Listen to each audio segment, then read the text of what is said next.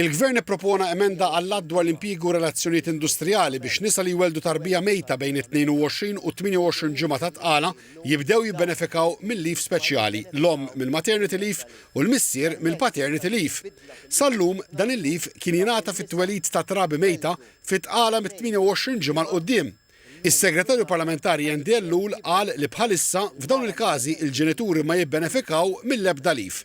Dr. Ellul stqar li din l-emenda fil-liġi tbiddel ftit kliem, imma ser tagħmel differenza fil-ħajja ta' dawk il-ġenituri li jiġu bżonna.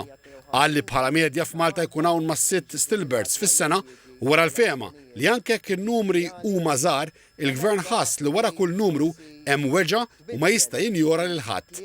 Is-Segretarju Parlamentari nnota li din l-emenda hija frott il-konsultazzjoni pubblika li saret dwar il-miscarriage leave u turija ta' Gvern li jisma' u jwettaq.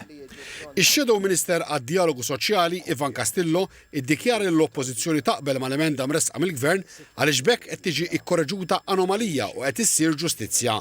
Qal li wieħed ma jistax ma jaqbilx ma' emenda ta' dan it-tip li minnha ser jibbenefikaw familji li għaddu minn dawn iċ-ċirkustanzi diffiċli fit-tqala.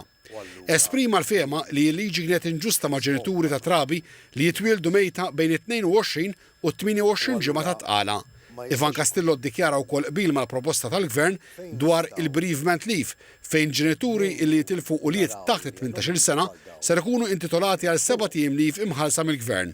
Awgura li l-maturità politika tintwera wkoll f'aspetti oħra ta' interess nazzjonali.